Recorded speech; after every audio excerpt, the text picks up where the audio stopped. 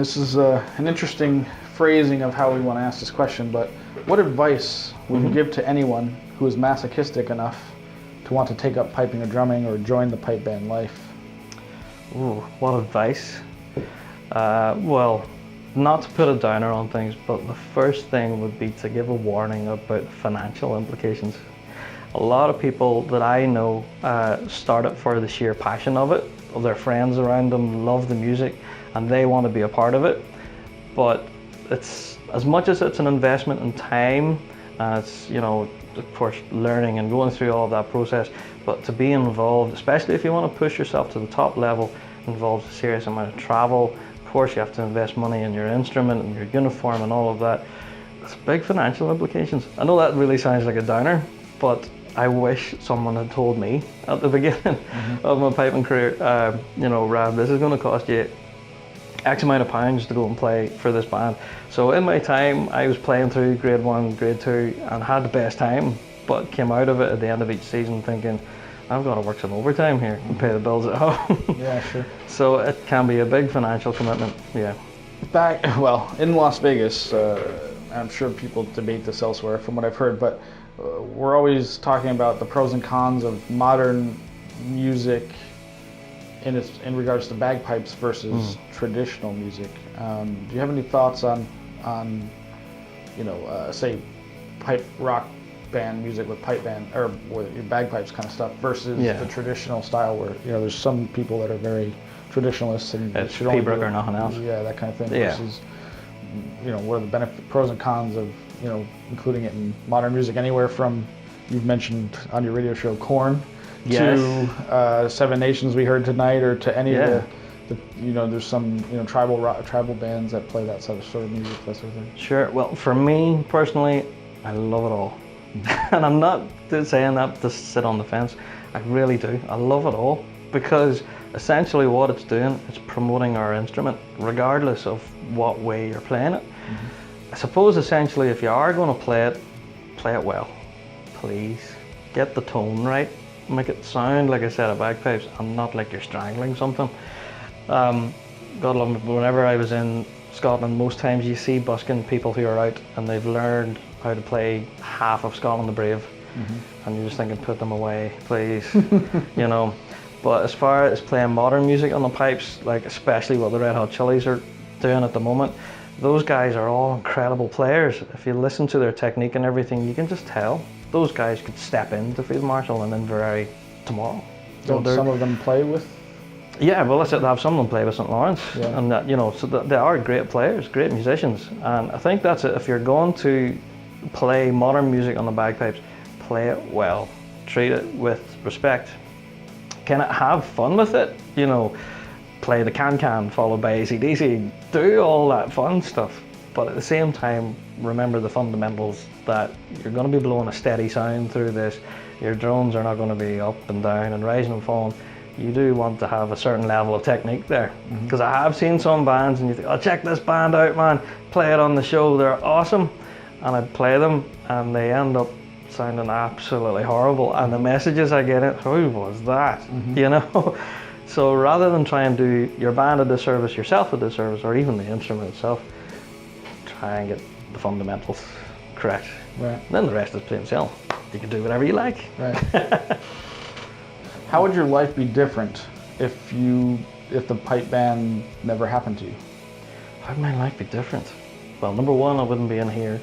I would have nothing to talk about, because that's all I talk about bands, even when I'm in work and nobody really cares. But, you know, I'm talking about, you know, the latest book release, the latest album I'm listening to.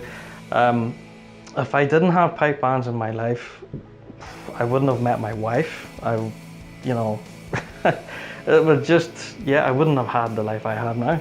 It's just, I can't kind of explain how intertwined piping and drumming is with my everyday life. You know, it's, if I'm not doing the radio show, I'm talking to people who are in bands or interested in bands, or piping and drumming's my thing, you know. It's one of those things. Yeah, it's like asking Michael Schumacher if he wasn't a race car driver, what would he be doing? Right. I don't know, knitting or something. Right.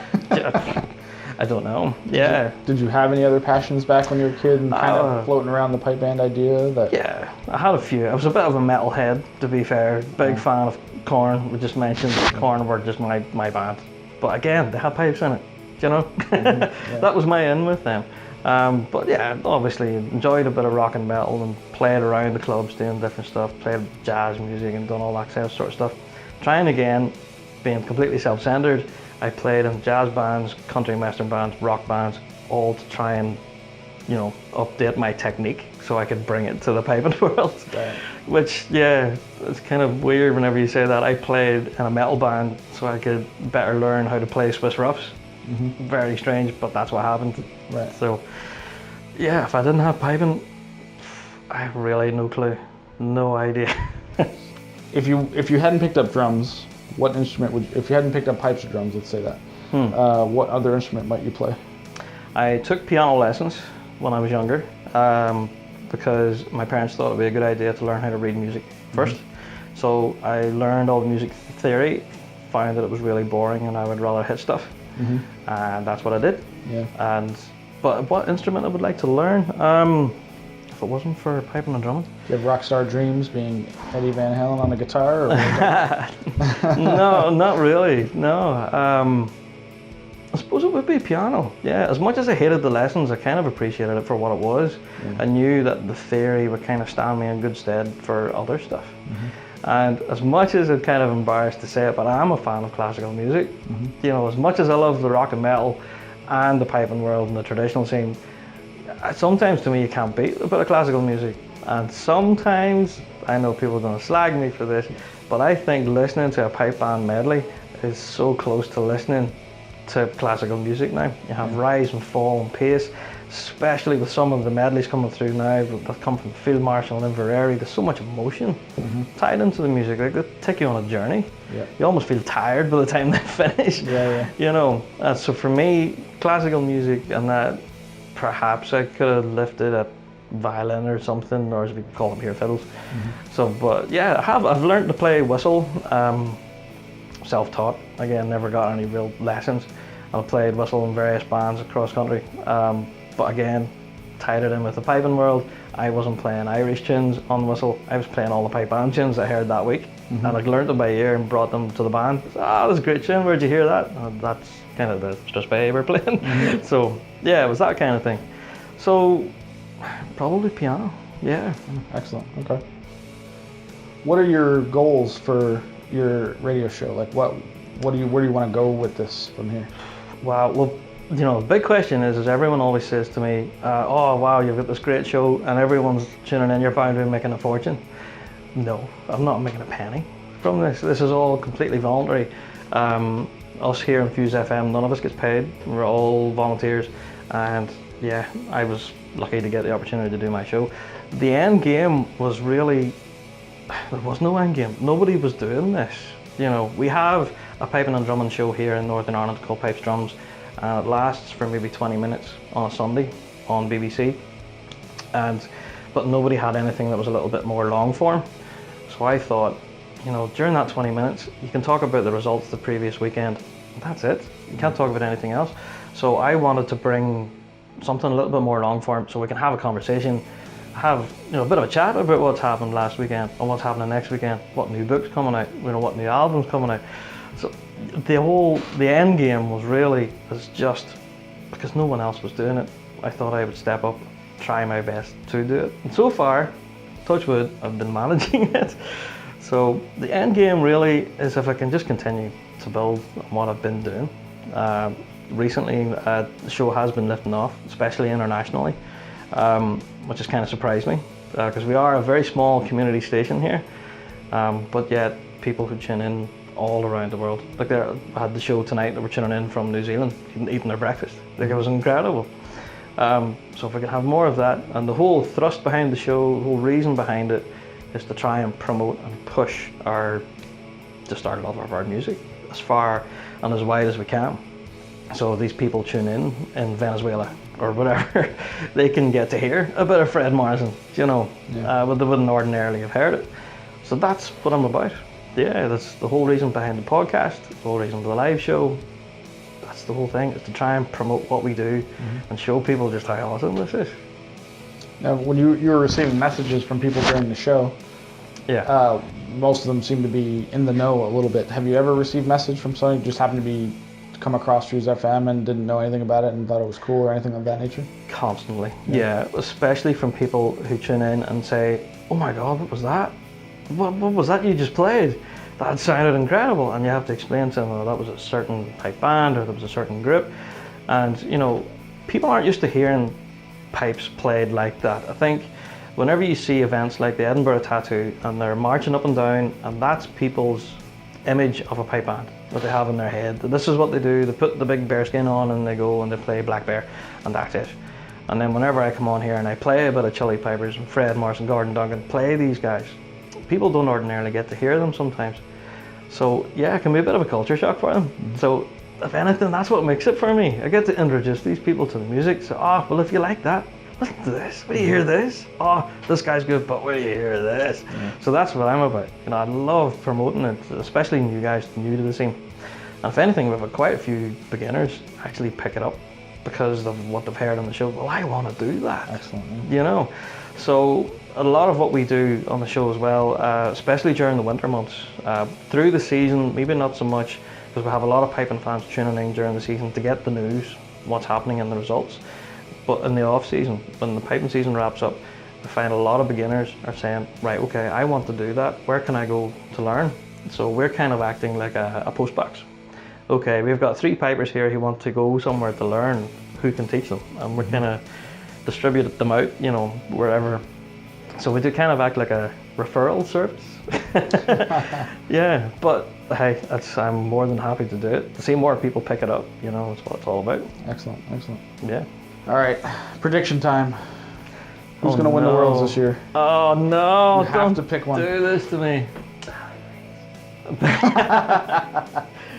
The way things are going this season, it's incredible. What I was going to do is wait until the next major, and then I can get an all-round picture. Well, it's split right now, right? I know who you're thinking, and it's split, right? It's between Inverary and Field Marshal at the moment. Put my eggs all in one basket. I have to go Field Marshal. I know a lot of people are going to go, what? But I can't take it away from them. They're so musical, especially if you've heard their new medley from this year. Finishing with that big thumper from Fred. Oh, but then again, I'm a Fred Morrison fan. I'm not going to hate it. Like, yeah. As soon as I heard it, I was like, oh, it's amazing. Yeah. That was just my medley, wow. So, yeah, I have to give it to Field Marshal just because they have that tone, the musicality, although Inverary. See, I'm talking myself in circles. Yeah. Inverary just as equally good, and yeah, both bands on their day could win it. You know, it's so subjective, but for me, sorry, Inverary, that's Ed Shots and St. Lawrence, all you guys, all such amazing bands. Yeah, I'm sorry, I have to go with Field Marshal. All right, so the big question of the day, and feel free to say whatever you like. There's no restrictions here. What is your favorite curse word? Whoa. Well, I never get to do this on the air because hello Ofcom. And of course on the podcast too, it's family friendly. So favorite curse word. It has to be. It's a word I use quite a lot. To be fair, it's kind of universal. You can use it in every kind of day context. Like that sounds like, or you're a bag of, or this, you know, this car is, or. Do you know what I mean? It's so universal, you could use it for everything, so probably stick with No, that's brilliant. I can appreciate that. Yeah. Well, that was Inside the Circle. We're here again with Rab Lennox, is it pronounced? Did I pronounce that correct? From the Big Rab Show here in Ballymoney, Northern Ireland. Where were you born again? I was born in Marafelt. From Marafelt. Did I say that correctly? Yes, you did. That's impressive. We're very happy to have him here. We appreciate all his time and effort into letting us visit his great radio station and spend some time with us today. But thank you again. Feel free to check out the Big Rab Show on Facebook. And also don't forget LasVegasPipeBand.org and check us out on Facebook and YouTube. Subscribe. We really appreciate subscribers. I'm sure you do as well. Just people keep an eye on you. Totally, yeah. But check the links below. Of course, you've got the BigRabShow.com. That's where everything is. You've got the Big Rab Show on Twitter, at Big Rab Show, and you have us on Facebook as well. All of that sort of stuff. Plus the Big Rab Show podcast, which is available on iTunes. And a special shout out to Dawn Vieira for sponsoring this episode of Inside the Circle. We really appreciate her support and everyone's support who helped us to get here and to do all this great footage. Check the links and hit subscribe and follow us. We appreciate you watching. Thank you.